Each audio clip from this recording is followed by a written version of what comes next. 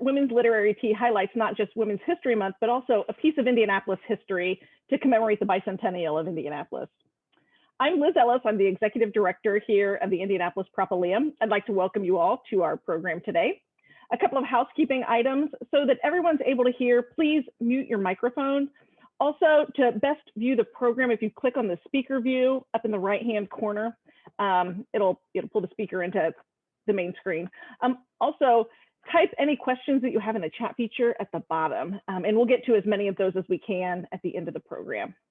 I'd like to acknowledge and thank the committee who worked so hard on putting together today's program. Thank you to the chair, Cheryl Ide.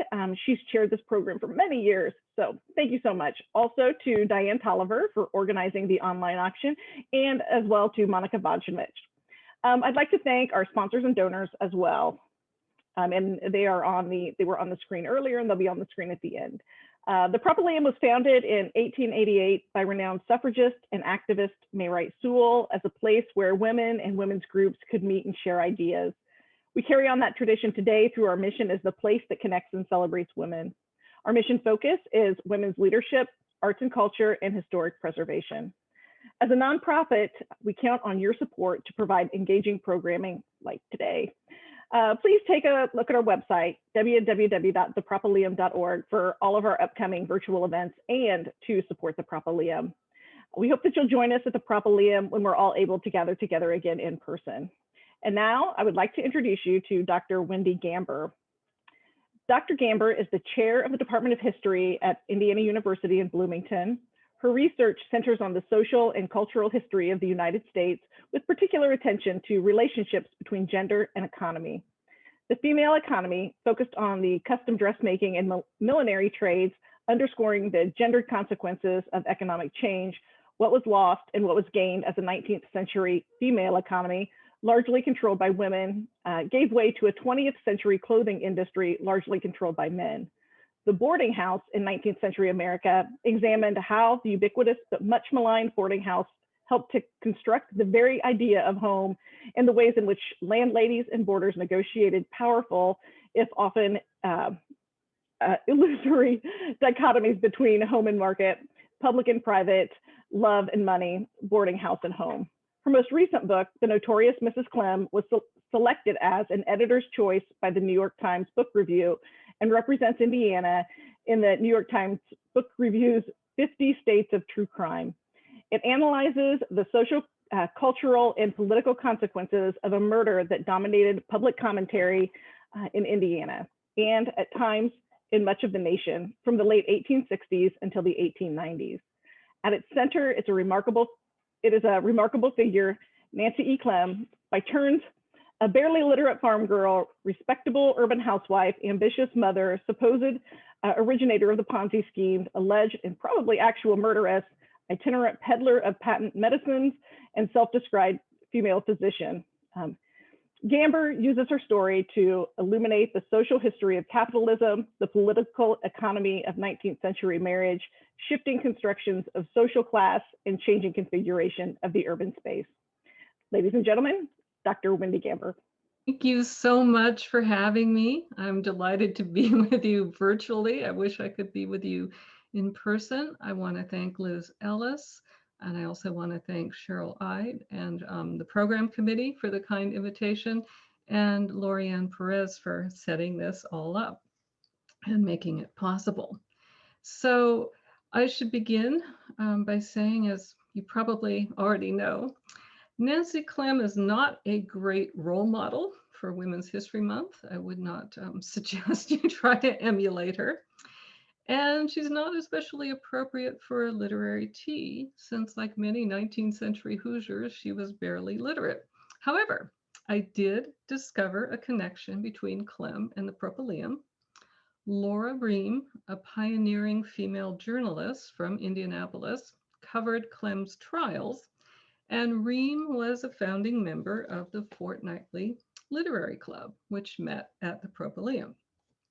So Nancy Clem is the most fascinating historical subject I've ever encountered, and the most frustrating. So I'm going to begin with the fascinating part. I find her fascinating because she was an utterly ordinary woman who lived an extraordinary life. And extraordinary doesn't necessarily have to have positive connotations, and in this case, it definitely doesn't. So until 1868, when she was about 35 years old, Klim was utterly ordinary. There weren't really any signs that she would one day become the notorious Mrs. Clem. And in 1868, she was a respectable Indianapolis housewife, the wife of a prosperous grocer, and a woman who was evidently quite charming. As one observer described her, a beautiful, fascinating, and clever woman, possessed of a winning personality. And here she is. And I'll explain in a bit why perhaps this person doesn't look like she has a winning personality. So then came the reason why we even have this image. On the morning of Sunday, September 13th, 1868, a farm boy stumbled across the bodies of Jacob and Nancy Jane Young on the banks of the White River, which is now part of Riverside Park. Here's an image of the Youngs. And I've circled about where the bodies were found. And I just also wanted to give you a sense of how important this murder continued to be in Indianapolis history. Remember, it happens in 1868. In 1898, when the city is proposing this new park, you can see the plans. Here, the designer of the park, this is a detail of what I just showed you. This X is where the murders took place. So at the same time that they're planning this great new park, this wonderful recreational opportunity for the people of Indianapolis, they're remembering this murder, and they're putting an X on the spot, which I think is really interesting, but gives us a sense of how important this was to Indianapolis history. Okay, so when these bodies were found, the authorities initially assumed this was a murder-suicide, that Jacob Young had killed his wife and then himself. But then autopsies revealed that they'd been killed with two different weapons, Jacob with a shotgun, Nancy Jane with a pistol. The local press, which had a field day with these murders, wasted a great deal of ink, I should say, on describing the horrible conditions of the bodies. Here we have Nancy Jane Young, quote, burnt to a crisp, the sickening details, and so on and so forth. So what we see here is a combination of sensationalism, but also real horror, because the Youngs were respectable middle-class people, not the sort of people you would expect to end up dead on the banks of the White River. And if that weren't unsettling enough, this is, my slides got out of order, happens sometimes. I wanted to give you a sense of the outrage, because here is the Youngs' tombstone. On the other side is Nancy Jane's epitaph.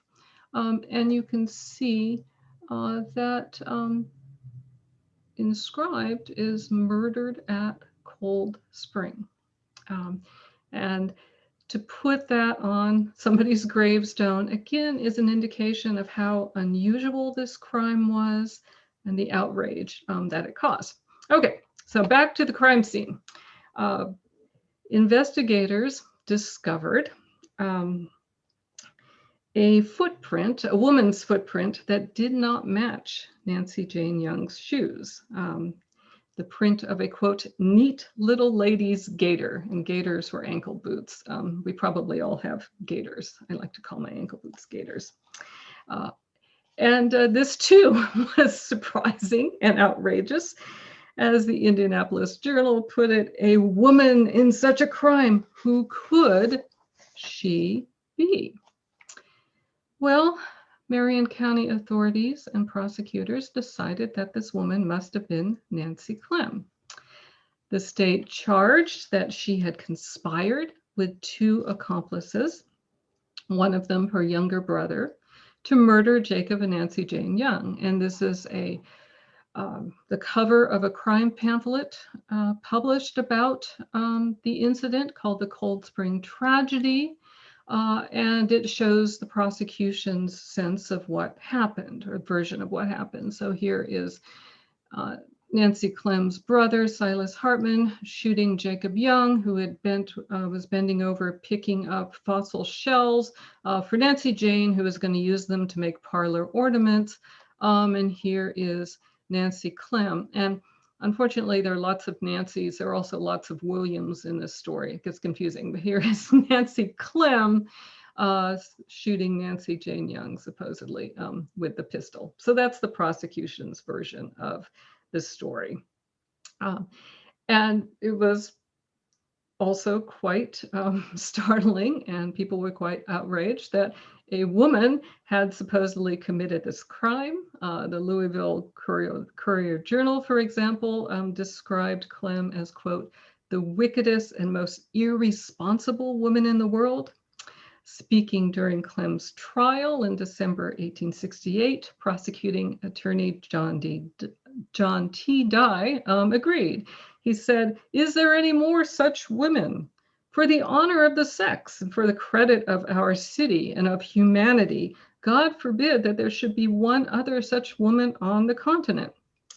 Now, of course, at the same time that people were horrified, everyone wanted to see this woman.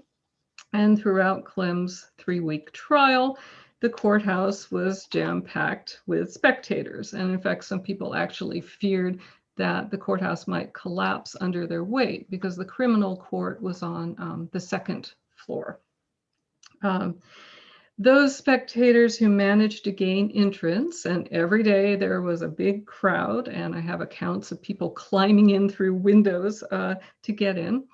Those spectators often were disappointed, as were one group of women who attended the proceedings and expected to find someone who looked like a murderess, but instead found nothing, quote, peculiarly bloodthirsty or brutal in her appearance.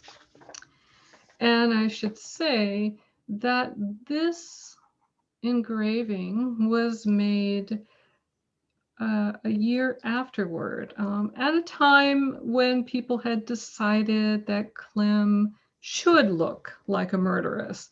So the artist did everything he could to make her look sinister. Now, there was a great deal of public opinion against her. And remember those sensational newspaper reports?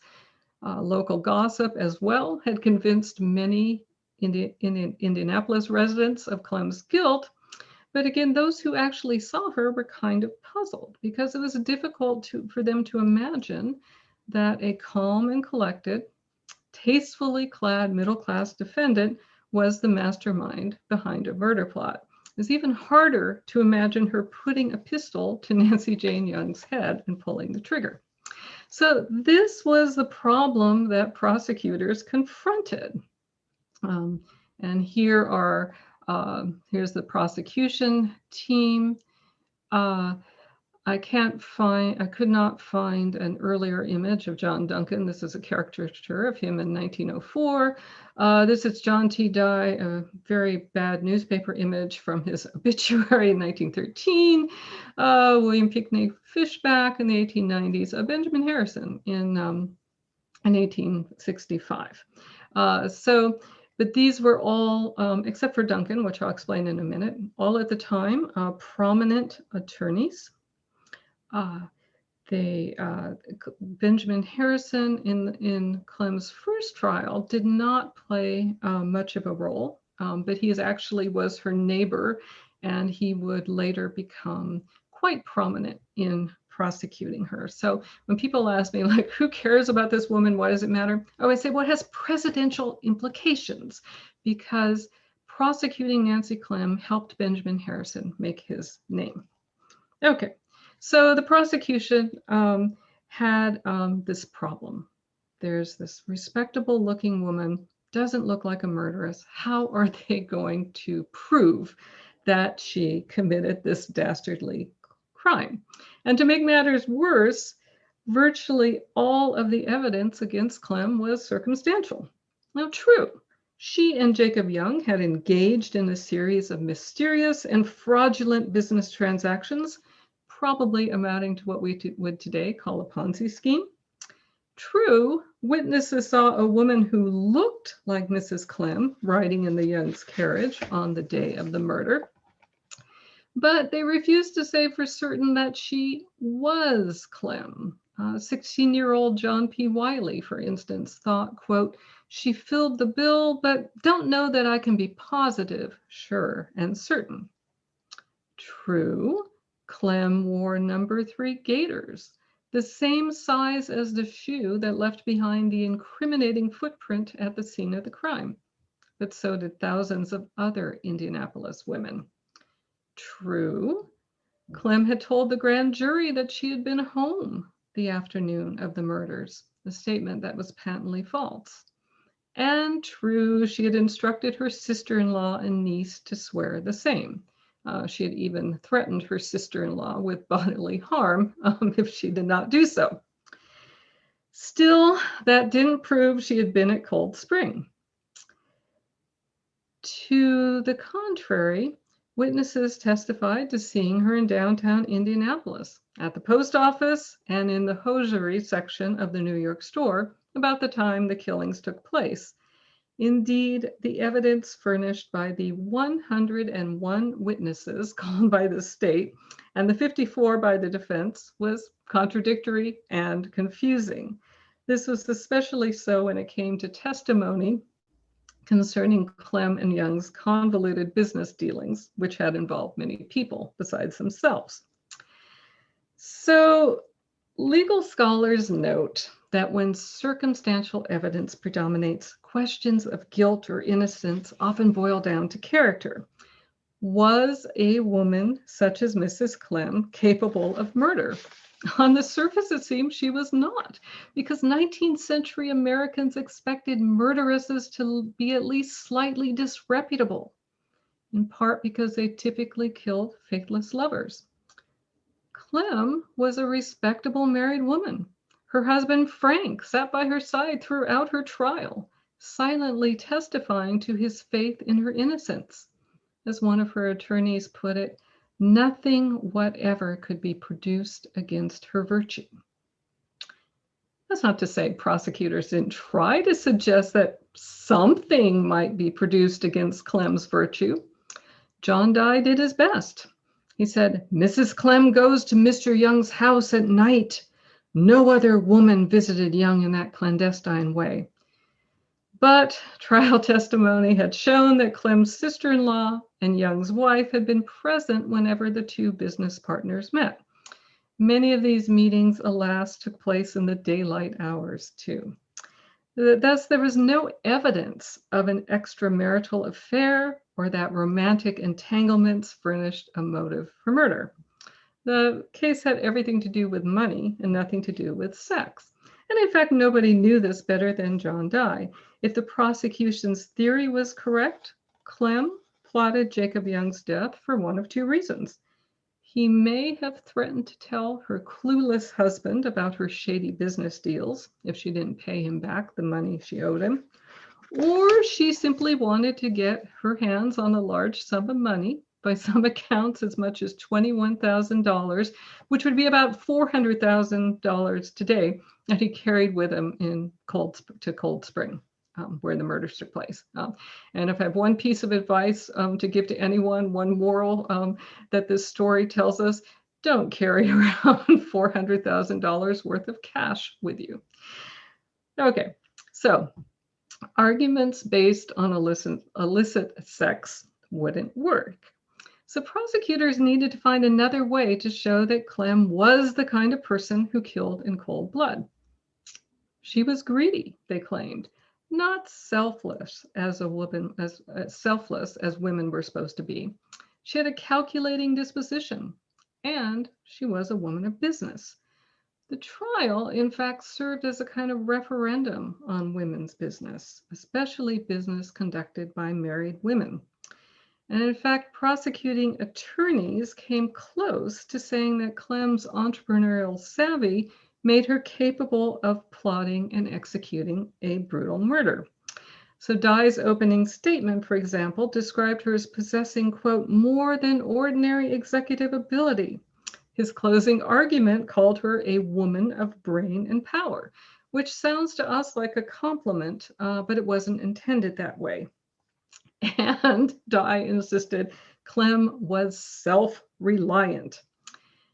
Intelligence and independence were admirable traits in the 19th century as they are now, but in the 19th century, they were admirable traits for a man, not so much for a woman, at least as far as John Dye was concerned.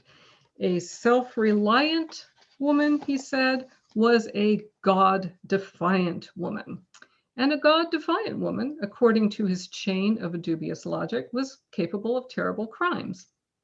Dye's colleague, William Pinkney Fishback, agreed. Fishback went even further. Klim, he argued, was a faithless wife. This was not because she was an adulteress, which she wasn't, but because she had transacted business without her husband's knowledge. Even worse, she had apparently insisted on a prenup that gave her the right to do business and granted her control over her profits. And in the absence of such an agreement, a married woman's earnings legally belonged to her husband. It wasn't until 1881 that Indiana passed an Earnings Act that allowed married women to keep their earnings.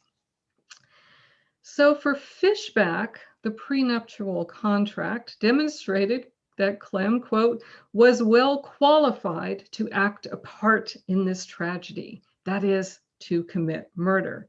She had disobeyed her husband's natural authority. She'd stepped out of her proper sphere. She had forsaken her home for the marketplace. Now, Klim's lawyers also played the sex card. And in 1868, the attorneys were John Hanna, Frederick Neffler, who really stayed in the background, and William Wallace Leathers, who I've not been able to find an image of. Jonathan Gordon and Daniel W. Voorhees, a very famous figure in the Democratic Party, did not join the team until later. But this is the whole team, in case you want to know. So her team also played the sex card. And in fact, during the weeks that elapsed between her trial and her arrest and trial, they tried to convince potential witnesses that the woman they had seen in Jacob Young's buggy was a prostitute named Caroline Prather. And conveniently, Prather wore size 3 gaiters. So the message the defense wanted to send was this: Prather was the sort of person who could have committed murder. Klim was not. But their pre-trial strategy failed. The people consulted weren't entirely sure the Young's passenger was Klim. For the most part, however, they were sure she wasn't Prather. Prather, one observer said, was not so good looking a woman. So given the prosecution's attack on self-reliant women, the defense had little choice but to put a positive spin on Klim's wheeling and dealing. Her refusal to explain either the character or purpose of her mysterious business presented a bit of a challenge, but the members of Klim's team, also all prominent attorneys, rose to the occasion. William Wallace Leathers professed nothing but admiration for his client's, quote, industry and economy. He dubbed her a model woman and faithful wife because she earned money that boosted her family's income. Klim's lead counsel, John Hanna, had to admit she had been foolish to hide her commercial ventures from her husband, but nevertheless praised her, quote, great business tact. Klim was an honorable woman and therefore an unlikely murderess because she was a working woman. And here Hanna had help from an unlikely source, the Marion County prosecutor. And again, this is a character from the early 20th century, I don't have an image of John Duncan, the county prosecutor, in 1868. But like most county prosecutors, John Duncan was young and inexperienced. In fact, he was 21 years old. And even though 19th century Americans had different notions of age than we might today, it is still extraordinary to me to think of a 21-year-old serving as the county prosecutor. And in fact, the state knew this case was too important to leave entirely in his hands, which was why they had added 3 legal luminaries, John Dye, William Pickney Fishback, and Benjamin Harrison, to the prosecutorial team. It was indeed a wise decision, because during the 2 hours speaking time allotted him, and I should say all the other attorneys spoke for like 5 to 6 hours, but Duncan got 2. And during those 2 hours, he made a fairly serious mistake. We don't know exactly what he said because no newspaper thought his statement worth publishing. We do know that he made a dismissive comment about the defendant doing her own work, that is, doing without the help of a servant before she married her husband, second husband, Frank Klim. And at the time she had done her own work, she was a widow making her living by taking in boarders. And what Duncan was probably trying to do was to follow his colleague John Dye's example by hinting at sexual impropriety. You know, Dye had insinuated she kept boarders and did their washing for them, implying that Klim's services had included more than laundry. But instead, Duncan unwittingly conveyed the impression that the prosecution was prejudiced against working women. And so John Hannah pounces. He denounced these attacks on Klim's reputation. Nothing, he insisted, could be produced against her virtue. A folksy lawyer, and I think you can see this in the photograph, described by a contemporary as resembling an early Indiana circuit rider, he took special delight in using Duncan's ill-advised remark to his client's advantage. According to Hannah, the men who represented the prosecution were snobs. They sneered at and slandered working women. They had little sympathy for women thrown upon their own resources. Was Klim on trial merely because she had once stood before a washtub? If so, he suggested, prosecutors were barking up the wrong tree. If you want virtue, industry, and solid worth, go among the women who work, he declared. Now, we sometimes think of the 19th century as a time when women didn't work, but Hannah knew better. So did his primary audience, the gentlemen of the jury. All were farmers from outlying townships, and almost all of them were married to, wait for it, women who did their own work. That is, women who did not have domestic servants.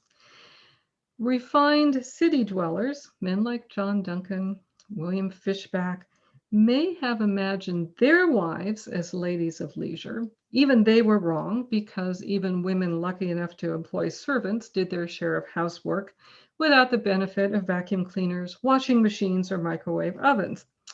Rural folk, that is, those who made up the jury, generally dispensed with these genteel illusions. Rural women, especially those who did their own work, worked very hard. In addition to the indoor tasks that occupied their urban counterparts, cooking, cleaning, and sewing, rural women cultivated gardens and sometimes toiled in corn or wheat fields, preserved fruit, vegetables, and meat, tended chickens, milked cows, and earned much needed cash by selling butter and eggs. And this is a very romanticized vision of 19th century rural life. And it's interesting that one cannot find realistic visions. I think that says something interesting. Now, some rural men let their wives keep the butter and egg money, others did not. Some gratefully expressed appreciation for their hardworking helpmates. Others, perhaps the majority, merely expected or compelled their cooperation. Yet all farmers knew the value of women's work, whether or not they were willing to admit it. Women's labor was labor their families could not do without. Now, few farm wives took out prenups, and even fewer ran fraudulent investment schemes. But when defense attorneys portrayed Klim as a frugal household manager and a reliable contributor to family coffers, they described exactly the sort of woman a juryman might have married. So one thing this trial rhetoric reveals is that there wasn't a single quote unquote traditional belief about women's economic place. Prosecutors promoted the concept we now call separate spheres. Woman's sphere was the home, not the marketplace. But the defense celebrated married women's contributions to family coffers. And indeed, in the 19th century, these had partisan dimensions. Republicans were much more likely to embrace separate spheres, Democrats to see wives as essential contributors to family economies. And perhaps not coincidentally, at least two members of Klim's initial defense team, John Hannah and William Wallace Leathers, though they were Republicans, they had once been Democrats. Meanwhile, in the very same period, women's rights activists advocated legislation that would give married women control over their earnings. And in fact, had Nancy Clem married her husband Frank a little more than 20 years later, she might not have needed a prenup. And the trial itself revealed that businesswomen were an everyday presence in 19th century Indianapolis. Among the women called to the witness stand were a dressmaker, a secondhand dealer, and the keeper of a jewelry and notions store. Notions in this case evidently included shotguns. Okay, so back to the trial. John Hannah's strategy may have come close to carrying the day. He also, and I can talk more about this in the Q&A, also played the race card, which I think had an impact as well. Also, I think having an impact were his final words to the jury. He hoped their verdict, he said, would, quote, soon return the prisoner to the home she once made happy with her smiles, to the husband whose faithful partner she has been. If ever a human being on earth has suffered, this poor woman has suffered. Would to God she had abler counsel. Would to God I had burned more midnight oil, that I might be the better able to depict in their true colors the exemplary character of that woman. As one reporter who covered the trial noted, Hannah pumped for salt water and he got it. And in fact, 11 of the 12 jurors favored acquittal. But they couldn't persuade the lone holdout, a German-American man named Anthony Weiss, to change his mind. After almost 2 days of deliberation, the trial ended in a hung jury. The prosecution immediately filed a motion to retry Mrs. Clem. It would take 5 more years and almost as many trials to settle Nancy Clem's fate. She attracted national attention in the meantime, known throughout the country as the Indiana murderess. When a noli prosequi, legalese for decline to prosecute, finally set her free, Indiana justice became a synonym for soft-on crime. Clem would continue to make news as a, quote, capitalist who resumed her game of defrauding gullible investors. This is from 1880, when she gets in trouble again, as a saleswoman who peddled a dubious and possibly dangerous concoction called Slavin's Infallible Female Tonic, and as a self-styled physician. Hoosiers would remember her as the inventor of the scam, later known as the Ponzi scheme, and as the con artist who taught Ferdinand Ward, the young Napoleon of finance, how to swindle Ulysses S. Grant out of his money. Alas, there's little evidence to support either claim. Of course, Clem's lasting claim to fame, or rather infamy, was her alleged involvement in a horrible crime. Was she an innocent woman unjustly accused? a patsy who took the fall for someone else? Or did she get away with murder? And here is where we get to the frustrating part of researching the story of Mrs. Clem. I can't say for certain that Nancy Clem plotted the murders of Jacob and Nancy Jane Young, or that she shot Nancy Jane. I can't say for certain that her co-defendant, William J. Abrams, bought the gun that killed Jacob, though I'm reasonably certain that Clem's brother, Silas Hartman, here he is again, fired that gun. I don't even know for certain why the Youngs were killed.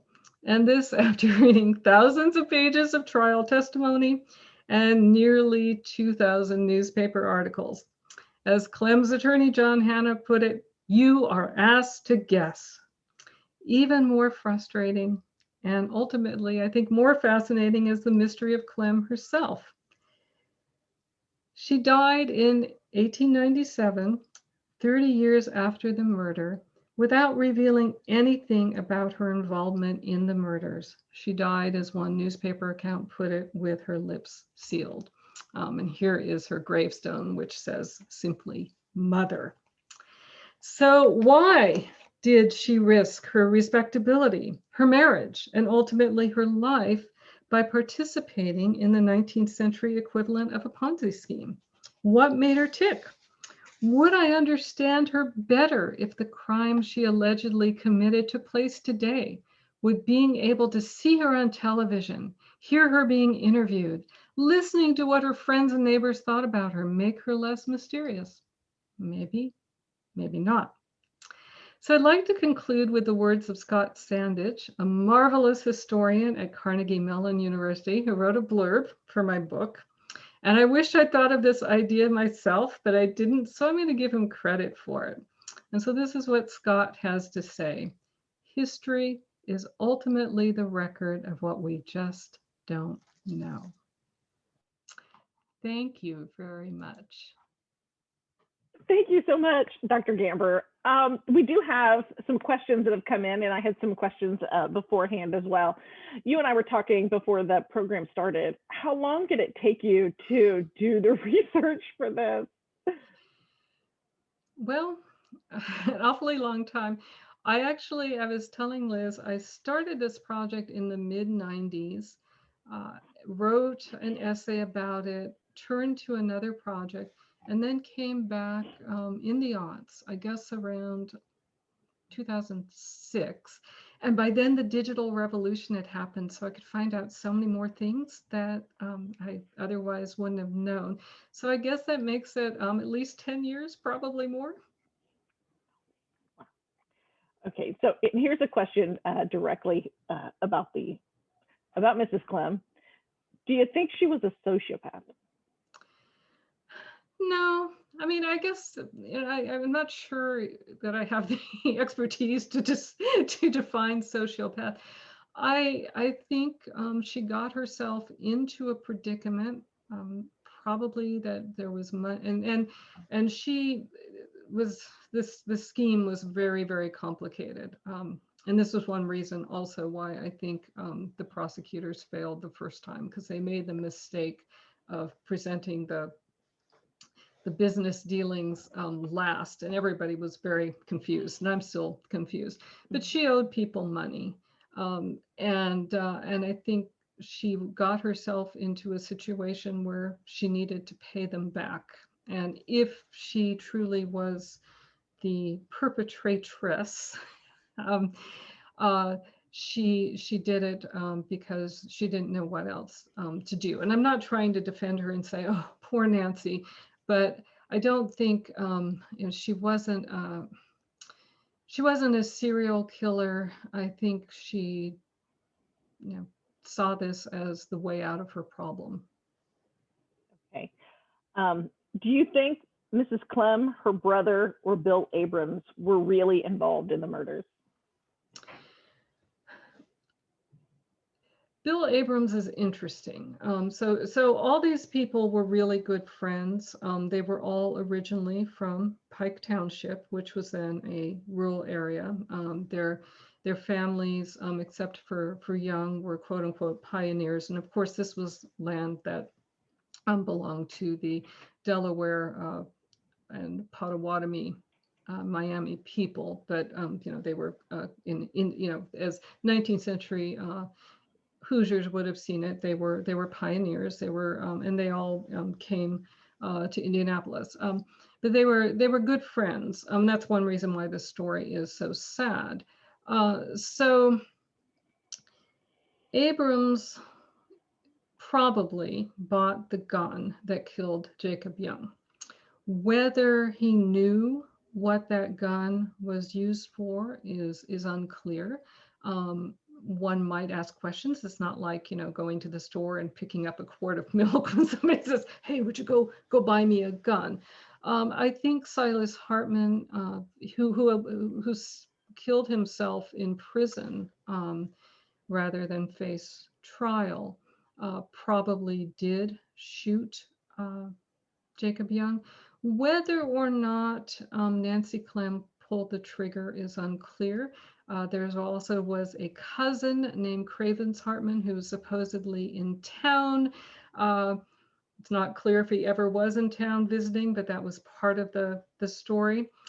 He was from Missouri. He was tracked to Missouri by a private detective who wanted him to come back and testify on behalf of the defense. And that detective was met with a shotgun pointed at his head. So Cravens never came to testify. So in doing this project, I tried really hard not to let myself be too swayed by the prosecution's account, because if you read the evidence, as with any trial, the evidence is complicated, it's contradictory. But I'd have to say, she was probably guilty. Okay. And this is from Sheila. Can you explain radical Republican in regard to race and women's rights? Mm-hmm. Sure. Thanks, Sheila. Sorry, need some water here. Yeah. So, after the Civil War, the radical Republicans were those who were most supportive of Reconstruction, most supportive of the rights of newly emancipated African Americans, and the most progressive on race relations in the North. And they tended to be more sympathetic to women's rights. And so one of the divisions I found when I looked at who was prosecuting Clem and who was defending her was that the prosecutors tended to represent the more radical wing of the Republican Party. And one of them was Benjamin Harrison, who had a distinguished Civil War record, as well as a distinguished record as an attorney. And that her defense, although the initial defense was mostly Republicans, tended to be more conservative Republicans, less progressive, to use an anachronistic term, in matters of race. And in fact, John Hanna, the folksy attorney who looked like the early Methodist circuit rider, did not valorize all women who stood before the washtub, because one of the witnesses against Nancy Clem was her Black servant, Jane Sizemore. And he sought to discredit her testimony in racist terms. And this would have appealed to the jury as well, all of whom were white and likely, with the possible exception of Anthony Weiss, the German-American man who held out for acquittal, that most of the jurors would have shared these racist beliefs. So there's also a racial component. And the other thing I should say is that these attorneys use anything they can get their hands on to fabricate a story, because trials are narratives. It really comes down to, especially in a really complicated case like this, where the evidence is circumstantial, really comes down to who tells the best story to the jury.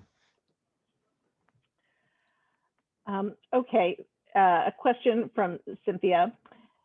Did you ever discover any indication that Mrs. Clem had actually acquired extra cash after the murders that she really couldn't have come up with any other way than taking the Young's money? Well, we don't know exactly where it came from, but she lived next door to her another brother, a much more respectable brother, Matthew Hartman.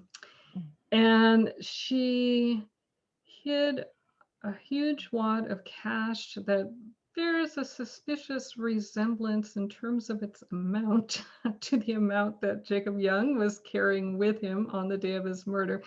She hid it in an old boot in the Hartman's basement.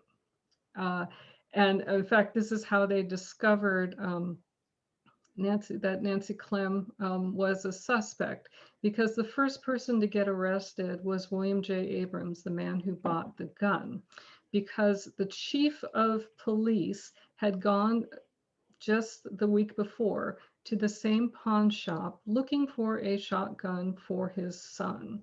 And he decided that this gun, which had some distinctive marks, was too big for his boy, who I think was 13.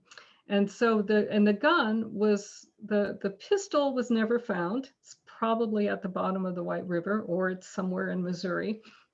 But the shotgun was found on the sandbar next to Jacob Young's body. So the owners of the pawn shop and their clerk identified Abrams as the man who had bought the gun from them. And so then police followed Abrams, or they arrested Abrams, but then Abrams' brother visited him in jail, and Abrams said, "Look, I need some money for my defense." And then they followed the brother, and the brother went to Klim's house, and then they realized that that's where he was getting the money. So yeah, she did come up with some. She did have some money. It's unclear how much she actually had legitimately and how much might have come from a dead man's pocket. Mm-hmm. From Deborah, and you touched on this a bit, I think, were anti-nuptial agreements common or enforceable in late 19th century in Indiana? I really don't know what the answer is for Indiana. Certainly in general, if women had property, and this was often, it was often their fathers who wanted to protect their property. So they would make sure that these agreements were instated before the women married, because otherwise the property went to the husband. Now, Indiana was relatively progressive. Indiana passed Married Women's Property Act, two of them in the early 1850s. So property brought to a marriage could still be the property and remain under the control of the wife, but her earnings could not. But I think in a lot of cases where there was money that needed to be protected, but you have to be of a certain class to hire an attorney and have the knowledge of the law. So, but yeah, to answer your question, I'm really not sure how common they were in Indiana. Okay. Was it common for an accused to be retried as many times as Mrs. Clem was? No, definitely not. She had 4 trials and then an abortive 5th one. Finally, what happens is Marion County said, we just can't afford to spend any more money prosecuting her. And I think they had spent something on the order of $40,000 all told, which was a lot of money in those days prosecuting her. Okay, a question from, oops, there, keep skipping down, from Mary Ann. Did I ask about her sister, if she threatened her sister? So if she threatened her sister or others to say she was shopping, doesn't that make her most likely guilty? Otherwise, why yeah. would she do it?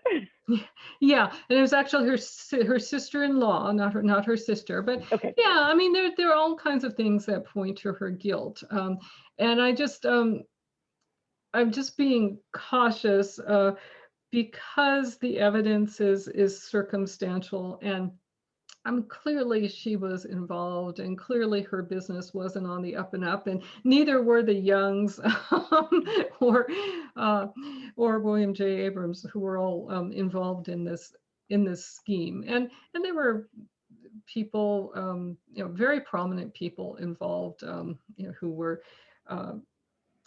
profiting or thought they were profiting or investing in this proto Ponzi scheme. But yeah, she definitely wanted her sister-in-law to swear that she'd been at home, and she gave conflicting alibis. First she was at home, and then she was downtown shopping, and probably she bribed witnesses to swear that she had been downtown shopping. And then there's also really crafty things that Silas Hartman and William J. Abrams did the day before the murder. They rented a horse and buggy that looked very much like the horse and buggy they rented the day of the murder, that they supposedly used to follow the Youngs and Nancy Klim to the scene of the crime. But they drove in a different direction the day before, and then so there are all kinds of witnesses who said, well, no, we saw them going that way. They couldn't have gone to the crime scene. They were going in the opposite direction. So there was probably quite a bit of planning involved.